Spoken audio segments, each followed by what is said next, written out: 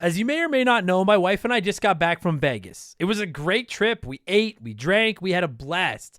But then we got home and looked at the credit card, and I gotta say, it doesn't matter how much fun you're having, $25 for a drink is a ripoff. Frickin' Vegas.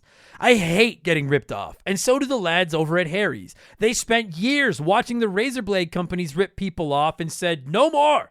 Not all heroes wear capes, my friends, and they want to prove that they're legit by offering you hot dogs a $13 trial set for just $3 at harrys.com/RTG. I've been telling you about them for months, and I'm genuinely proud to have Harry's as a sponsor of this show. I wasn't kidding. The plastic, futuristic-looking crap razors you get at the store are overpriced and they're poor quality. Harry's blades are crisp, clean, and classy. They're the kind of razor you'd expect your grandpa to have on his bathroom counter. And most importantly, they work. Shave after shave, they're so smooth, they're precise. I used to go through the crappy store blades all the time, but Harry's are built to last. And they're not just better quality than the other names, they're more affordable. And they deliver. Just set your schedule, and for as little as $2, new blades, shaving creams, lotions, everything you need, right to your door when you need it. I genuinely cannot think of a reason not to try Harry's.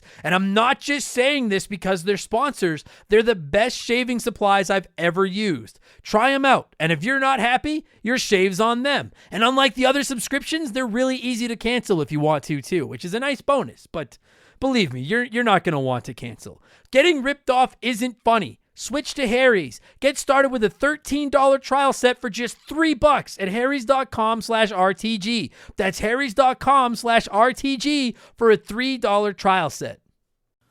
Remember the Game is brought to you by my website, abcomedy.net. As you may or may not know, I'm a comedian by night. And as much as I love talking about old video games, telling jokes is how I actually pay my bills. So please check out my website. In addition to old episodes of this podcast, you'll find my blog, videos of my stand-up, all of my upcoming shows, and my contact information. If you need a comedian for your next fundraiser, corporate event, house party, whatever you got going on, hit me up. Again, it's abcomedy.net.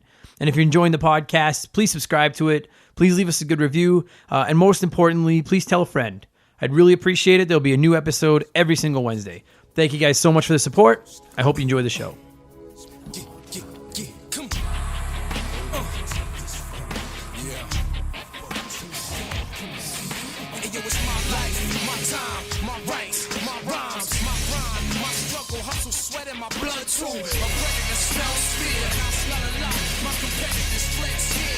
I want it all.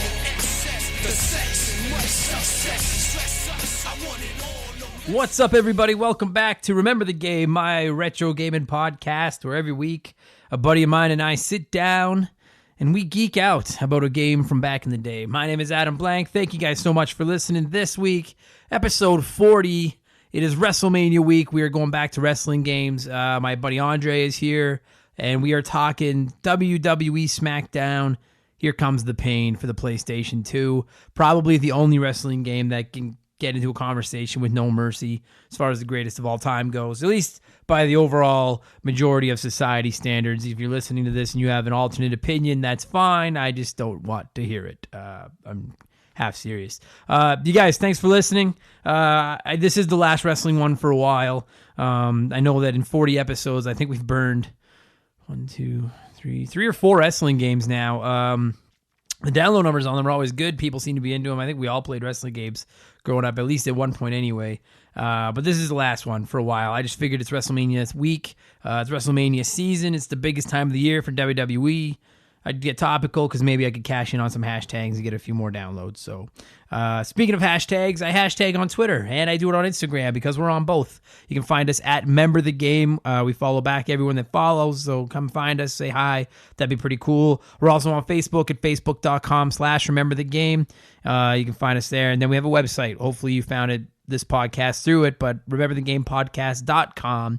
You'll find blogs for all of our episodes and links to download the show on just about any service you want. So come find us on one or all of those things. That would be pretty cool. We'd really appreciate it. And yeah, that's it. I don't want to get too far into the wrestling thing. This isn't a wrestling podcast. This is a fucking video game podcast. But as anyone that isn't listening to this knows, Or maybe not anyone, I guess. I shouldn't. Good fucking podcasting, Adam. Just rambling. If you don't know, I am a huge wrestling fan. I love it. I've been a pro wrestling fan most of my life. I have been kicking around the idea for a podcast about wrestling forever. I don't know if I've got the time to sink into a second one. But WrestleMania season is traditionally about the best time of the year to be a wrestling fan. It's from the Royal Rumble in January up to WrestleMania in early April. And I'll be honest with you guys, like, anyone listening to this that's a wrestling fan, I'd be curious to know what you think. Like, this looks like an awful WrestleMania. And I'm a very big believer of benefit of the doubt. Let's wait and see if this sucks or not. But, like, this does not look good. The card sucks. I mean, there's only one or two matches I'm really interested in. I'm still going to watch it. But, I don't know. It just doesn't look good. It sucks. Wrestling's just not what it used to be, you know? To me, like, when I look back at pro wrestling, I consider I think most people consider the Attitude Era from the late 90s to be like the pinnacle of pro wrestling. I think you could give an argument to like the Hulk Hogan era, the WrestleMania era, whatever you want to call it, from the 80s and the early 90s too. But then there is another era that I think doesn't get the props it deserves, and it's right after the Attitude Era, right after the Invasion ended and they shut down WCW and ECW and everything. I believe the technical term for it is the Ruthless Aggression era. I think that's what they call it. But and it's from when this game came out, and that's early 2000s. You know, when you had when I think of that, it's the only time in wrestling history I think of SmackDown before I think of Raw, and I think of the SmackDown 6, which, if you don't know, are Eddie and Chavo Guerrero, Kurt Angle, Edge, Rey Mysterio, and Chris Benoit. Little awkward, but whatever. But then you also have Brock Lesnar. You know, I think of Biker Taker, I guess, was around back then. At least I think he was. Just, I don't know, man. Just some great fucking wrestling. John Cena debuted then. Actually, I tried to get his music in this episode. I don't know if it's going to work. We're going to find out when you're listening to this, because as I record this intro, I don't know if the music's going to work when I try to upload it or not. Anyway, wrestling used to be a lot of fun. It kind of sucks now, but that's then, this is now, now is now, that was then. We're going back to then. We're going back to 2003 when wrestling was fucking rad, and we were talking Here Comes the Pain this week with my buddy Andre. Quickly, before I get into that, a couple other things I wanted to point out. I know these, no one's complaining these are too long and when, boy, I suck at this. I've had a lot of coffee today too. Too long-winded yet. If you think they are too long-winded, please don't say that in a review. Just tell me in private. That'd be nice. I just wanted to give out a shout out to someone that's been leaving me some comments and some reviews, and that's my buddy Klotz. He's a really old friend of mine. Klotz is his last name. I don't know if he wants his full name given away, so I'm not going to say it. I'm just going to say Klotz. Fucking really old buddy of mine, and he has been listening to them on YouTube and leaving me funny comments. So, hey, buddy, I hope you hear this. If you do, fucking life is good. Go Stonecutters. That's our old hockey team. He'll know what I'm talking about. And thanks for listening, man. I appreciate it. Thanks to all of you guys that have reached out with some kind words and comments and supporting the show. Like I say it every week, I can't tell you how much I appreciate any of the support I get. I was at EB Games this week. That's the other thing I wanted to touch on. I don't go in there much anymore. I buy most of my games digital, but there's a new Yoshi game released for the Nintendo Switch last week, Yoshi's Crafted World. And it's pretty easy. It's about what I expected, but it seems like a perfect one to play with my girlfriend. She doesn't play a lot of video games. She'll say it herself. I'm not trying to slam her. She's not super good at them. Sorry, I was just fixing something on my sound there. I hope that didn't screw up the sound too much. You guys are used to being a subpar podcast. I don't know what the fuck I'm doing. Anyway, so I went and bought Yoshi so Shaylee and I could play it together. And my thought was I bought it physical because once I'm done it, I'm going to trade it in or sell it or something. But like, man, every time I go into EB Games, that's the point I was trying to get to about 30 seconds ago when I started this. Every time I go into EB Games, it just feels like there's more and more crap and less games. Like the EB stands for everything but games. And I understand that they're a business and they need to evolve with the times. But like, I'll tell you, if I was like a shareholder, if I fucking owned a store, or if I worked there even, and if you're listening to this and you work there, I'm not trying to say you're going to lose your job tomorrow or anything, but like the writing is on the wall, isn't it? Like they're in trouble. You know, more and more people are going digital or they're buying their games off Amazon. I hardly know anyone that just shops regularly at EB Games anymore. And it just is so much crap. You go in and it's just fucking those Funko Pop heads everywhere and t-shirts and plush toys and cups and keychains. And there's like 400 PlayStation Classics piled up in one corner of the store. And then it's like in one little small edge, there's the video games. It just, you know, like it's almost like they should don't call it EB Games or GameStop or whatever anymore. Just call it fucking like Toys R Us 2 or something. I don't know. Anyway, It's less me shitting on them. Well, I guess I am kind of shitting on them, but that's not what I was trying to do. I was just trying to point out that like there's a lot of garbage in there now, and it's kind of sad because there was a time where I fucking loved going to EB games, and I don't really enjoy it anymore now because I feel like I'm just wading through wading through like some fucking hoarder's collection to try to look at some video games. You know, it's just a mess. Also, Sega announced details on their Sega Genesis Classic this week, and it's coming out, I think it's September of this year. It's pretty cool that they're taking so much time with this thing. They're really trying to make it count. And there was a Sega Genesis Classic that came out, I think last year, maybe the year before, and it was made by At Games, I believe. And the general consensus was that it was not good. I didn't try it. I was tempted to buy it a few times, but every review, I haven't seen a good review of it yet. So I did get the Sega Genesis Classics collection on my Switch. It's okay, but I want that mini console to put next to my NES and my SNES one, particularly if it's hackable. And this one looks pretty cool, so I hope Sega knocks this out of the park. I think they're going to. I can't remember the name of the company that they have doing all the emulation of the games, but apparently they're like as good as it gets in the business. So I'm pretty excited for that. I'm not pre-ordering it, at least not yet, but I am pretty interested in it. I plan on getting one. It looks rad. So if you guys are interested in that, there's a Sega Genesis Classic coming in September. It looks pretty cool. And hopefully the Nintendo 64 Classic is right behind it. Nintendo. Okay, that's a lot of rambling. I think I'm just about done talking now. Just quickly, before I get to what I'm playing and then talking about our episode this week, if you listen to this on Spotify, can you just, if you know me, I mean, you don't have to leave me a good review would be rad, or leave me a message on Facebook or Twitter or something. But like, if anyone was listening to this on Spotify, I just want to know if it's working because I don't have a Spotify account, so I can't get in to it. I had like a free sample account, but I don't really know anything about how Spotify works. And when I went on to try to check, the last episode that it said was uploaded on my feed was Sonic 3 and Sonic and Knuckles, and that's like a dozen episodes ago. And I just don't know what's going on with it now. So according to our downloads, it's working. We had almost 1,000 downloads on Spotify in March. So I think it is working. But just, I want to make sure you guys are getting the new episodes. And it's not just people finding old episodes and thinking the podcast is dead. So if you listen to this on Spotify, even one person, really just, if you know me in person, yell at me, shoot me a text, send me a Facebook message, a tweet, something. Please just let me know that I'm not fucking this up any harder than I already fuck it up when I talk into the microphone like I have been for the last 10 minutes of an intro. Jesus. Okay. What have I been playing this week? Tetris 99 still. I love it. God, I love that game so much. I'm at 32 wins in 320 games exactly. So 1 out of 10, keeping the clip. It's fucking Tetris. It's probably the best Tetris game ever made, at least in my opinion. Like I said, my girlfriend and I have dipped into Yoshi's Crafted World on the Switch. It's fun. It's charming. It's gorgeous to look at. It is sickeningly easy, which I kind of expected, but even still, I'm just getting bored. It's not even bad. I'm just getting bored of it, but we'll finish it. This is a good game for my girlfriend and I to play together. So check that out if you have a spouse or somebody that doesn't play video games, or a kid that's really little, it's not good at video games. It's basically impossible to die in this one. You could play a 2-player, and it'd be fun to play with somebody like that.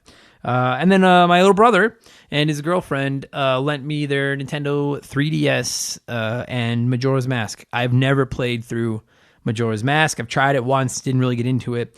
And so I was bound and determined. I was like, I got to get a playthrough this done so I can do an eventual episode about it on this podcast, because everyone sings the praises of Majora's Mask. And I'm 3 or 4 hours in, and so far so good. We'll see near the end. I have some likes, I have some dislikes. I'm not a huge 3D Zelda guy. I prefer my Zeldas 2-dimensional. Top down is perfect.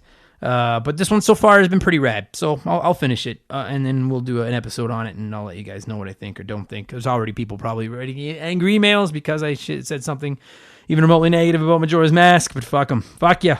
No, don't. It's fine. Whew, there's 11. Okay. This week, we are talking WWE SmackDown. Here comes the pain. My buddy Andre is back. Andre hosts some wrestling podcasts. You can find them on the Backbreaker Network. He's a huge wrestling fan, as am I.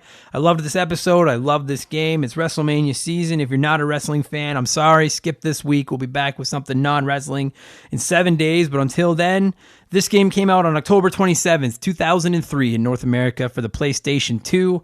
Considered by many the best game in the SmackDown series, maybe the best wrestling game of all time. It can go neck and neck with WWF No Mercy, depending on who you're asking. It's a pretty damn good game, and I'm excited to talk about it. Cue the music. Andre and I are going to sit back and you guys are going to sit back and relax and listen to Andre and I talk about WWE SmackDown. Here comes the pain. Here we go. This show is sponsored by BetterHelp. Everyone that listens to this podcast knows about our illustrious CEO, my dog Molly. But the other silent partner behind the scenes is my wife. And let me tell you, my friends, a 17-year relationship with another person that has to talk to and live with you is a lot harder to maintain than one with a dog. We've had our ups and downs, and as you all know, a relationship isn't all sunshine and rainbows. They can be a lot of work. You get out what you put in when it comes to relationships, and talking to a therapist can be a fantastic way to put in some work. They can help you work through your issues, learn to communicate better, and even just provide you with an ear to bend when you need it. I've talked to my therapist about my relationships, especially when it came to my stand-up comedy career and how much I was away from home, and they helped me work on ways to keep my relationship strong even when I was out on the road. It turned out our relationship was actually better when I was out on the road, but that's a story for another day. And I know, right? Therapy. Who has the time these days? BetterHelp hears you, and they're making it easy. Fill out a quick form online, and they'll match you up with a therapist that suits your needs and that'll work around your schedule. You pick the meet times, and you can get your therapy fix from anywhere, over video, phone, or just chat. Become your own soulmate, whether you're looking for one or not. Visit BetterHelp.com/rememberthegame today to get 10% off your first month. That's BetterHelp, HELP.com/rememberthegame.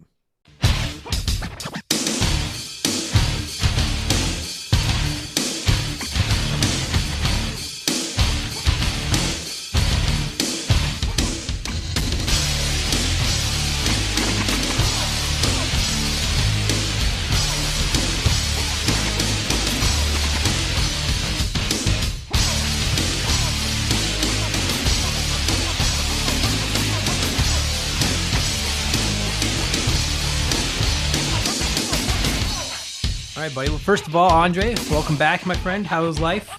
Good. It's too fucking cold. Oh, dude, it's brutal. It's been like a month.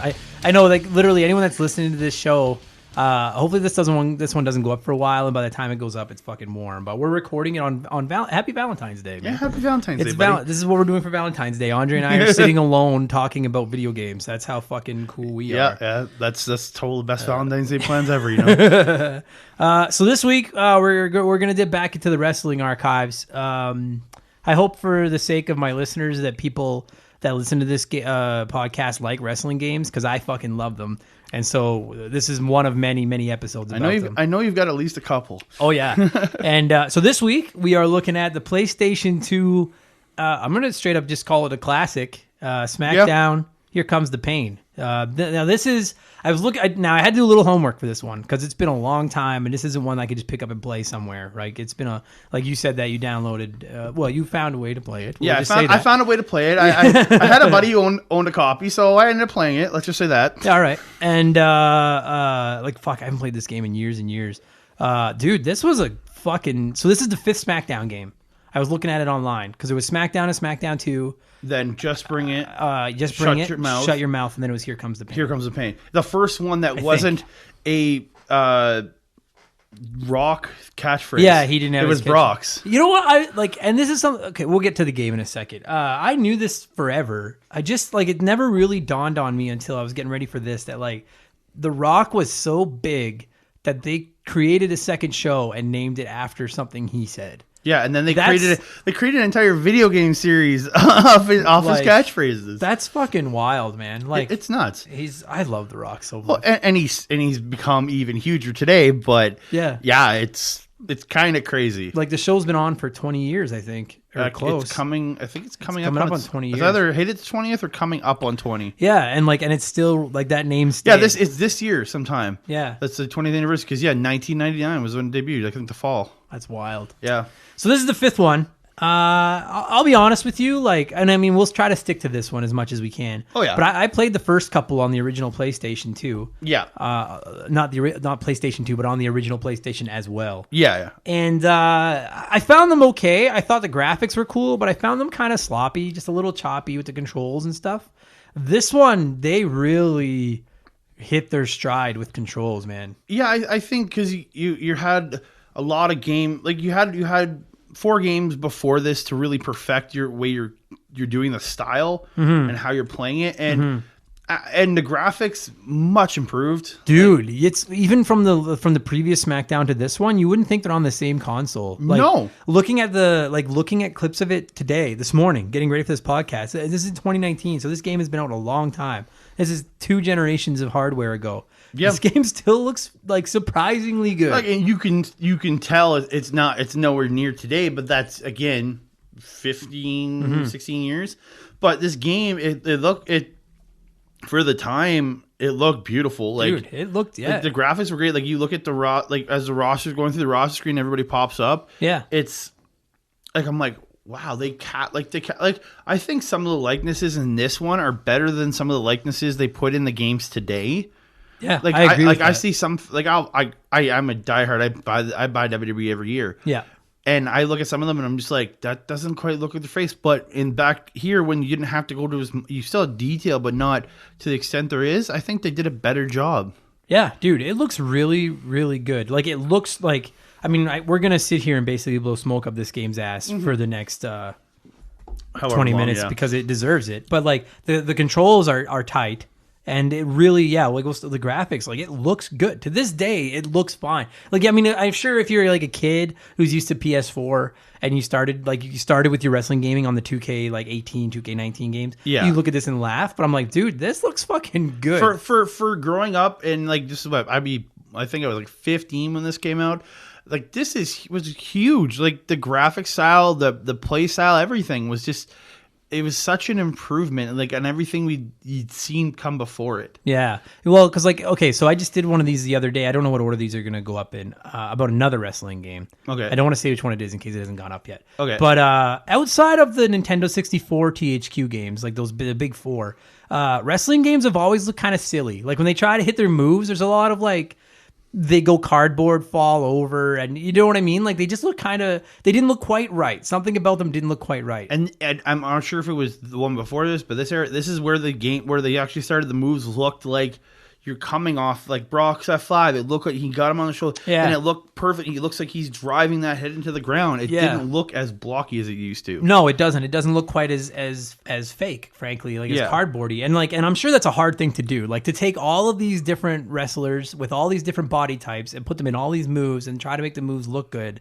Yeah, it has to be a ridiculously hard thing to do. And I don't know if they were doing mocap back then either, because now with motion capture, you can capture a lot of those moves just by having a person move around. Yeah. But I don't know if I don't think they were doing. I don't think WWE was putting their guys into with the creation teams to do the mocap, because, like, you have legit professional wrestlers doing like Ricochet did like all his high flying moves. He did them in the performance center with mocap on. But like, I don't think they did that back then, and that's a hard to do. Like, it's insane. Like, it's like, looking at it, I was like, this is really, like, to me, this was the first game that took the realistic styling of, like, the Attitude and the original SmackDown games and combined them with, like, I've always felt the wrestling, the No Mercy games, like the Nintendo 64 ones, look kind of cartoony. I love them, but they look kind of cartoony. They were like, they were this cartoon that you were able to play. Like, and I felt like this was really the first one that hit that perfect stride of combining the fluidity of those Nintendo 64 games with the realism of the early SmackDown and the Attitude and stuff like that games. Yeah, it gave you the feel like, and I don't know. It just, the play style for me, it didn't feel choppy anymore. Like, no, it always felt choppy. Like, I guess, and that's kind of weird to say in wrestling, but choppy. But it always felt like when you're punching a guy, it's like, and they fall back. But this one, it felt like a fluid punch. Yeah, it was a fluid. Yeah. Like, I don't know if that came in a couple series before, but if, like, I know this one, it feels fluid. Yeah. This game is like, to this day, I think that this is probably the #1 contender to No Mercy for the greatest wrestling game. Like, at least greatest WWF game. Well, when people argue about it, this one can hold its own against No Mercy. I think it was the fact, like, of what you put into this game, that you have, like, now you have, at this point, Brock Lesnar is probably the top guy in that company. Yeah. This game's, like, it's using his catchphrase, "Here comes the pain." Yeah. And I don't know, I think it just, I know this game, when I was a kid, was huge. And even like a year or two after, when you got into SmackDown versus Raw and all the other games, this one was still insanely important. Yeah. Like a lot of people still went back and played that one, even though there was newer games to play. Yeah, it really was. It's like, it's funny because like you can look back at the 16-bit era games, and wrestling in the 16-bit era was fun, but they were pretty basic. Royal Rumble, that was probably the best. Right. And then I feel like No Mercy was where they originally, like that was where they kind of took the first, I know you could argue the ones before, but No Mercy was like the original perfection of the move into 3D. Of the 3D But then games, this was, I really feel like this game was the next perfection, like the next leap into making it look like a realistic just 3D to make it wrestling seem game. like you were actually controlling two full-on wrestlers versus two cartoony fun guys in there. And it wasn't just the graphics, man. Like this one, it took me a minute, like watching the videos to be like, oh yeah, I remember this. Like they nailed the controls. You know, one of my arguments with the original early realistic looking games, like the Attitude style games, was you had to put in like the button combinations to fucking hit a move, which was so frustrating. But this one's hold a button, push the direction. Yeah. Like, and that's the control system they still base it on today. Right. Because I think that was the best control system ever. It is. Right now, this is still THQ. And if you remember, like in the Nintendo 64 days, I know I keep going back to them, you guys, but if you're a wrestling gamer, you know those games are right. Like it used to be, you would hit A to light grapple, or you would hold A to strong grapple, and then up, down, left, or right plus A would do a move. Yeah. Right. And in this one, you hold up, down, left, or right, and then hit A or whatever button it is X to grapple. square, but you whatever, grab 4 different types of grapples, like strong, fucking. Because if you tap the X again, I'm going through PlayStation. Yeah. If you tap X, it's like a regular grab move. But if you hold X or whatever, it's the stronger. It's a different move, but in the same direction. Which is from their original gameplay.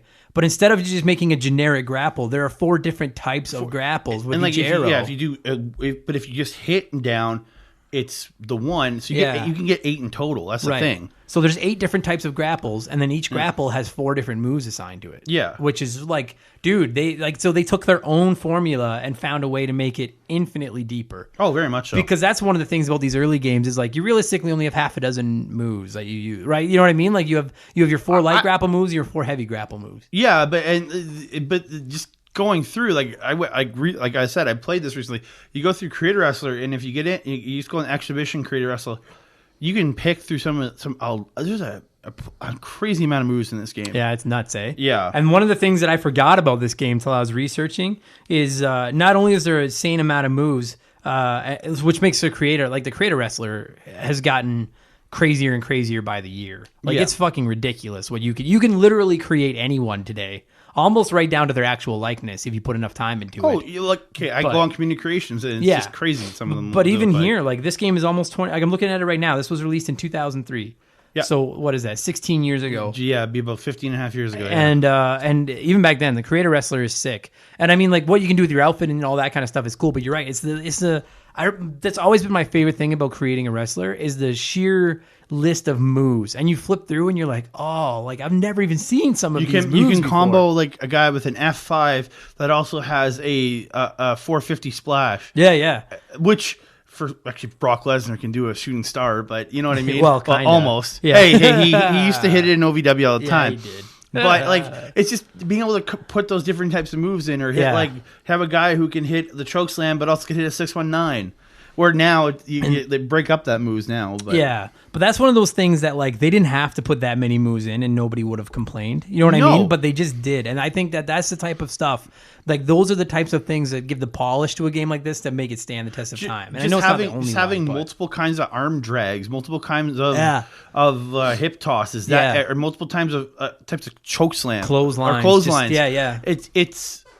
You can really, really get unique and make your guy play the way you want him to play. You can have your guy play like you would have him if you like the way that Big Show does a chokeslam over how Kane does a chokeslam, or you just don't like how either does. There's probably another chokeslam in that game. Yeah, there's tons. Yeah. And one of the things I loved about this game was that you could go into current wrestlers and change whatever you wanted about them. Yeah. That was fucking rad. So if a guy, you could go into Chris Jericho, who wasn't doing the code breaker in 2003. You can put the code breaker and give him the code breaker, because I promise that move is in the game somewhere. It's in there somewhere. It has to be. Like, it's. That's the type of shit that, like, I fucking adore when companies put that kind of like attention to detail into their game. Or if you wanted somebody else's finisher, like you wanted the Olympic Slam for your character, you go in and you could change Kurt Angle's to a side Russian leg sweep, and then you've got the Olympic Slam or the Angle Slam, whatever you want to call it. It gives it infinite replay, because if you want to just like I'm not even ashamed to admit it. I used to do this. I don't remember if I did it by the time this game came out, but I used to run like my own federations just by myself, where I would like write down their records and keep track of like who was wrestling it. People are making fun of me. I think a lot of us wrestling fans did that. Sure. And so like to be able to not only do that, but to go in and like, I can change fucking Kurt Angle's entrance and put him in DX if I want to. Yep. And then change his finisher too if I want to. Like that, like I fucking love when they put that kind of detail into a game. Yeah, it makes it so much more fun because you can have like your own real characters. Like you said, like if you really wanted to, like I know in this game, I think being the fact that it was season 3, I think it's Haas, Benjamin, and Angle are known as are all, and you have the team Angle in that game. So they were the you can make them the NWO, or you can make them DX. Dude. Like you could turn them into, and you could like, but still being who they are, but you can make them your version of the NWO. I love that you could make like that, like the NWO. To a lesser extent, DX. And it's funny because I liked DX more than the NWO back in the day. Yeah, but in a wrestling video game, I would much prefer to be able to make my own NWO. If I'm like to this day when I'm playing, I'll take the NWO entrance as like my stable's trio entrance over a DX entrance. Of course, yeah. So the customization is sick. The sheer amount of moves is ridiculous. The graphics are beautiful. The controls are great. One of the other things I wanted to touch on in this game is the roster. Now, like some of the legends. Dude, like, now, to be fair, it doesn't do anything that 99% of wrestling games since even before this one did, where they just take all the wrestlers that are on the roster and throw them into the game. And I know there's a couple exceptions, like there is every year, but just, you know what, honestly, dude, watching these videos flashed me back to being a wrestling fan in this era. And I really feel like this was right around here, like in that Brock Lesnar, Thug Life, John Cena, that era is like Eddie Guerrero and Chris Benoit and all them. It's like this was where, to me, they kind of lost their footing post Attitude when they did the Invasion, and the Invasion kind of sucked and everything. Yeah, and this is where they had gotten their stride back. They had, I think this was after like because you had that weird 2002. And I think late 2002 and 2003 really developed the SmackDown 6. Like SmackDown became your pure wrestling show. Yeah. Raw became your entertainment show, but it became its own style of entertainment. And then SmackDown just became this pure great wrestling, and then this kind of game captured it all. Dude, the roster is so good, and it's fun to look back on it now and be like, "Fuck, there are some legends in this game." I was looking this up, and there's a few guys that this is the only game they are ever in. Ultimo Dragon. This is the only WWE. I don't know if he's been in other games. Sure. It's the only WWE. Ultimo Dragon is one of my favorite wrestlers of all time, for good and bad. He's one of my favorite WrestleMania entrances of all time because he slips on his cape coming out for that battle royal at WrestleMania 20. But I don't know. He was just that. He was Rey Mysterio before Rey Mysterio ever was. It's I don't know. And the other one was Sean O'Hare, which I don't think many people remember that guy. No, I loved Sean O'Hare, man. He was phenomenal. Like, and when he first started wrestling, I hated him so much because he used what he called the Swanton bomb. Yeah, it was the Swanton. Which is just Swanton. It made me so mad. But they only recently did I realize Jeff Hardy stole that from PCO. Sure. But I mean, like, to watch him do it, it was like, this is a 6.5 foot fucking giant doing the Swanton bomb. Yeah. And then George the Animal Steel and being in this game. That's crazy. Yeah, you wouldn't like. I don't think you've never seen him in there before. He's never been in it again.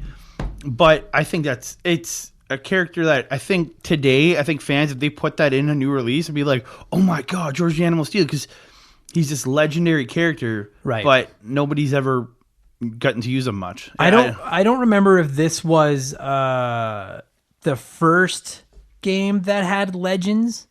But I do remember the legends, like, and I have a couple of them right here in front of me now. Like, I just remember thinking it was so rad that, like, Vintage Taker was in it, Roddy Piper, Jimmy Snuka, the $1 Million Man was in it. Like, just I thought that was so rad to be able to play as these old school guys. Well, especially for Taker, who you today, you get multiples of a bunch of characters. I know in the last game it was multiples Ray Wyatt's, multiples Dan Bryan's, but now you get for this early on when Taker's an active member of the roster.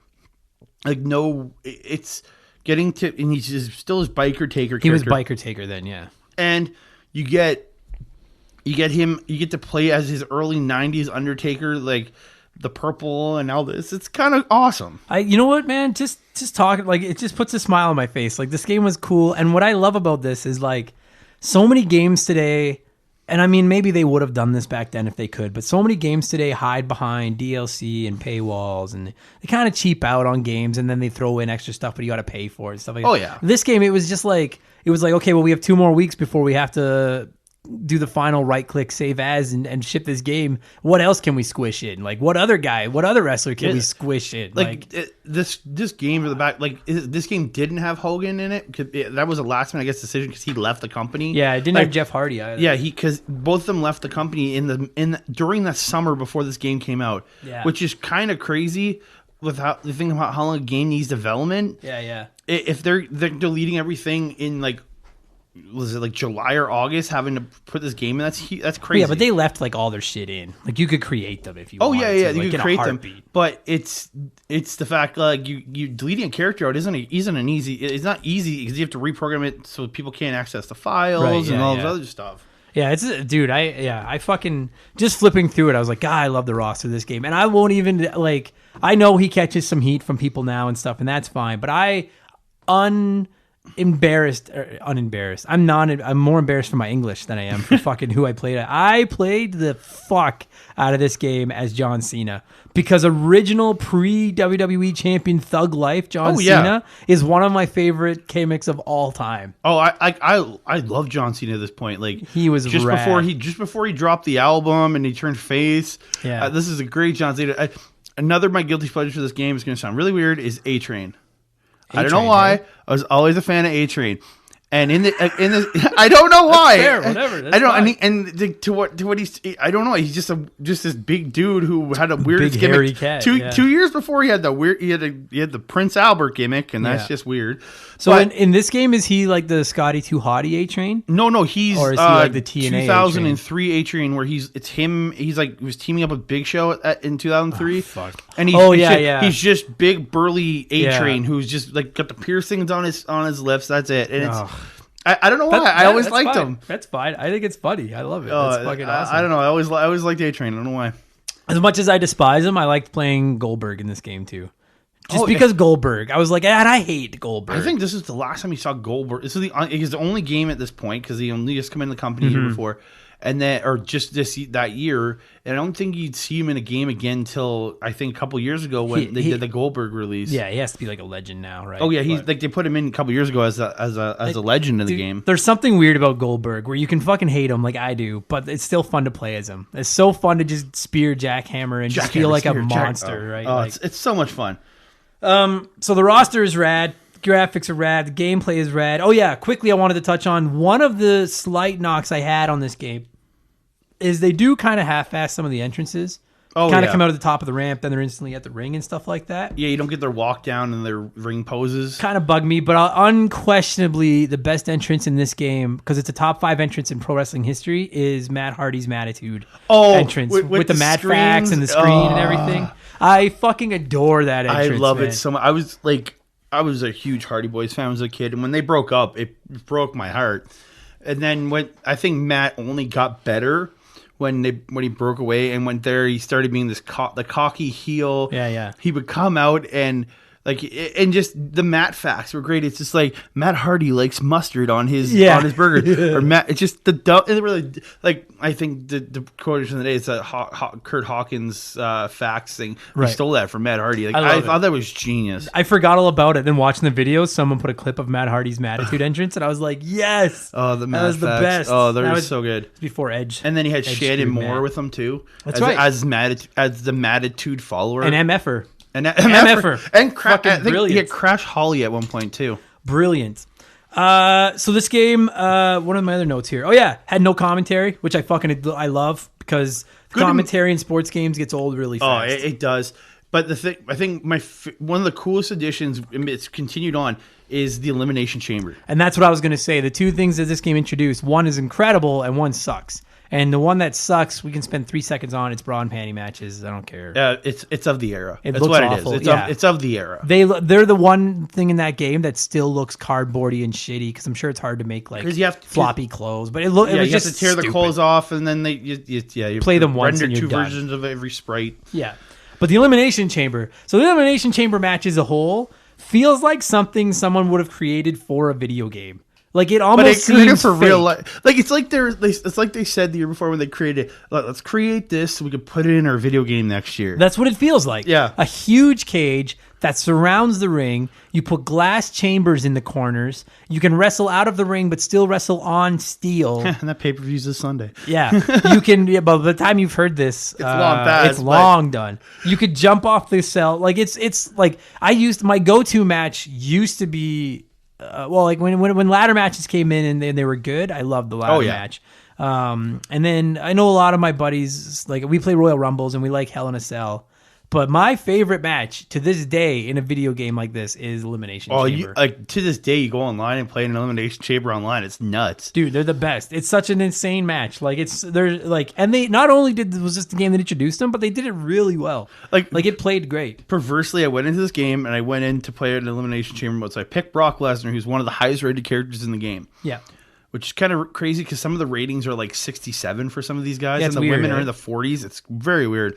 And so then I start clicking through people, and you can actually select the women to be in the Elimination Chamber with Brock with the men. So I was like, I put a bunch of different people. I put Bubba Ray, a couple other men, and I put 2 women in there, and like they would hit you. Nothing. Yeah, of course. Nothing. Yeah.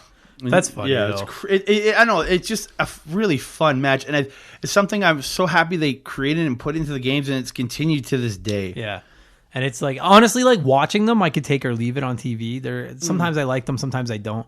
But to play them in a video game is as entertaining as it gets. They're very so much good. so. Yeah. And like this was, I know this wasn't the first game to do it, but they were just. I still found the novelty of having 6 guys on the screen at once cool.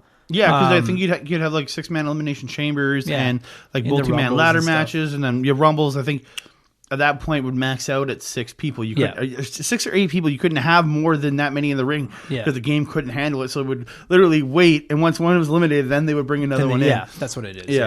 Yeah, elimination chamber is sick. So then, and another thing I wanted to bring up was you could fight backstage in this one. And some of the places you could fight backstage, like you could fight into Times Square.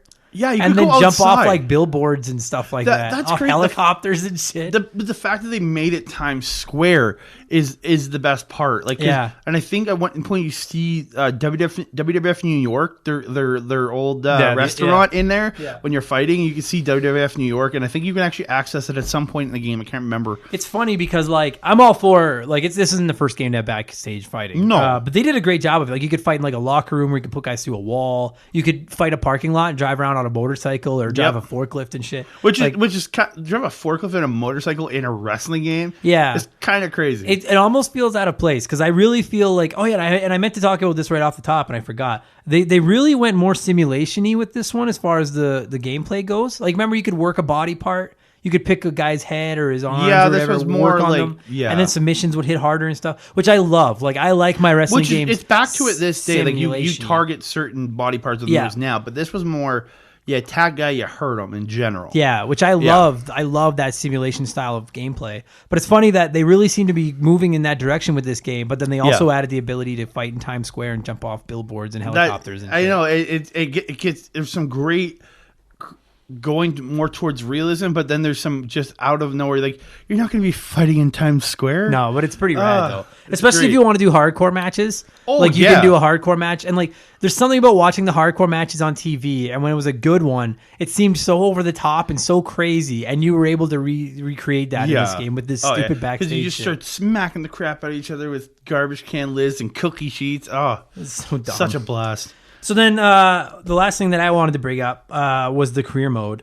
Now, here's my opinion, because I actually like the career mode in this game. This is the kind of career mode that they'd focus on for a lot of years, up until about a few years ago when they started doing like general manager mode and like universe mode, and they have now, and then now they have like a special story. Like this year was Daniel Bryan. Yeah. Now this one, like because you went from Backlash, which is the event right after WrestleMania, basically through a calendar year to WrestleMania. Yeah, and you could you couldn't walk around in the backstage, but you could go to your locker and then pick you wanted to go deal with someone. Which was a feature they took out because you could actually walk around backstage in the previous ones. The last two, I think, Just Bring It and the last two, whatever they were. But that felt kind of dumb. Like we would walk around but not really do a lot. All you do is walk to that locker room and then accept something. Yeah. So really, it's not like you just walk around and randomly get in a fight. I think there was a couple instances you could get into backstage brawls, but you're still gonna get those backstage brawls going through season mode this way. Yeah. One of the things I like about this season mode is that they got rid of the walking around and you just go to your locker and then pick like, I want to do this. I want to talk to this person. That's something I wish they get rid of now. Yeah. Like I love that because this was when the Bischoff and Stephanie era, and you could go and talk to them and ask for title shots or ask to be traded to the other show. Yeah, which was rad. Which is kind of awesome. Like the fact that you're if you don't like what you're doing on the Raw, you can go switch. Want to go wrestle the SmackDown guys and you get traded over. It's kind of awesome. Yeah, because because my favorite mode in wrestling games has always been the career mode, right? And like career mode started with you just wrestle up a ladder of 9 guys, get a title, that's it. And so it's cool that they added this kind of stuff in. One thing that I feel like a wrestling, and I'm surprised that like they haven't nailed it the way I want them to do it yet in a 2K game, is like, and I feel like they're getting close. Is like I just want a career mode where it's fucking. I play 20 years, which I know they're working on. I start off in the Indies, go to NXT, get called up, and I know they're working on all that. This year was the closest, but it only spans like a year. Yeah, like you start as an indie wrestler, then you move it into the Feds. Why can't I play a career? Like why I want a real career. I want the Royal Rumble winner to main event WrestleMania every year. I want the Money in the Bank consistent. Do you know what I mean? Like I just like give me all of it. Yeah, like at the end of do an indie Fed for a couple years, then you go to do your NXT for a couple years, and then you play your career out. When I retire, I want to let me see all my stats. And there's literally a Hall of Fame ceremony. Yeah, like I just I'm not like I know we're kind of going on a rant. This is nothing with Here Comes the Pain, but I'm like, why can't they do a career mode like that? It just doesn't seem that hard to me. That would be amazing. Having said that, this was a pretty good career mode. Oh yeah, I think this was the start of what they were perfect over the next 10 years. Yeah. This game, man, dude, I was looking at some of the old review scores for this game, and it's like 9 out of 10, 9.5 out of 10. I looked at a bunch. They were like 9.5. I think the lowest I saw was like a 7.5. Yeah. Or, I think it was a 7.5 was the lowest I saw, which is insane for, like, at this era for these games. It's like, that's really, really good. Yeah. And I think that anyone that's played a ton of wrestling games would put, like, this has to be a top 5 on the wrestling list, right? Like, I mean, I know I've said 100 times. I'm not even going to apologize for it anymore. I know No Mercy is the gold standard. It's the one everyone talks about. Oh, yeah. This game can go toe-to-toe with No Mercy in a heartbeat. And there's a generation, like, for me, like, my No Mercy was being played with my friends. Yeah. This series was the epitome of the games for me. Like, this one especially. And, like, so, like, if I think back to that early days, it's Here Comes the Pain. It's Shut Your Mouth. It's Just Bring It. It's those games that I think about most when I think back to the old days of gaming. I have nothing else to say. Do you? It's not me either. We brought the pain. Oh yeah, and Brock Lesnar's in it. Brock Lesnar. I fucking to this day love Brock Lesnar. I don't even care. He's awesome. This was the last game he was in up until I think he came back in WWE 12 or 11 or 12. Because this was after he would leave the following March after WrestleMania with Brock, that shit storm with Goldberg. How was it WrestleMania 20? Yeah, that's the one that never happened. Pay-per-view doesn't exist, sir. According to WWE, it doesn't. If you'll know. If you're listening to this, you know what we're talking about. Andre, on a scale of 1 to 10, what would you give WWE SmackDown Here Comes the Pain? 8. Yeah, I'll go 8.5. It's a fucking good game, man. Oh, great game, To this day, it's good. I wish... Very much I mean, you know what? One thing that's frustrating about wrestling games is that you're never really going to see re-releases of them because there's too many likenesses in them that you can't get the too many likenesses, and because they just release a new one every year. Every year now, yeah. So, it's Madden. It's just like Madden. Oh, yeah, it's Madden. It's NHL. It's become a franchise, a sports franchise. Simple as that. Yes, sir. Good stuff, buddy. Thanks for coming over and doing this. Always happy to. I'm a little bit nervous that I'm going to get in trouble for using music, but if I haven't already done it by the time I get to this outro, I am totally using John Cena's Thug Life theme to get out because I fucking love that song so much. Yeah. Good stuff. Thanks, buddy. This is basic thugonomics. This is basic thugonomics. Word life. I'm untouchable, but I'm forcing you to feel me. Word life. This is basic thugonomics. Word life. untouchable, but I'm forcing you to feel me. Whether fighting or spitting, my discipline is unforgiving. Got you backing up in a defensive position. An ass-kicking anthem, heavyweight or bantam, holding camps for ransom. The microphone phantom, teams hit the floor, it's the new fight joint. Like a broken needle, kid, you missing the point. We dominate your conference with offense that's no nonsense. My theme song hits, get your reinforcements. We strike quick with hard. And that's going to do it for this week's episode, everybody. Andre, thank you for coming over. You guys, thank you so much for listening. I hope you enjoyed that. If you have listened to this prior to WrestleMania on Sunday, then I hope you enjoy WrestleMania. If you're going to watch it, if you listen to this after WrestleMania, I hope it didn't suck as much as I think it's going to. And Gomez, and that's about it. If you're listening to this anywhere, please leave me a good review. I'd really appreciate it. If you're on Spotify in particular, if you could just shoot me a message and let me know it's working, that would be rad. As soon as I get one, I'll post it all over so that nobody else, you guys don't all have to fucking message me. But I would just like to know that these things are showing up on Spotify.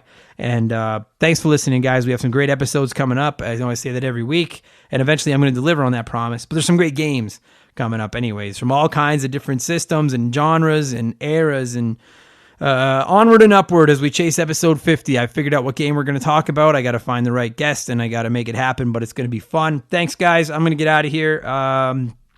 Too much rambling this week, as always, but that's what I do. Thanks for listening, and I will be back again in 7 days with another episode of Remember the Game. Take it easy, you guys. Go Miz. Cheers.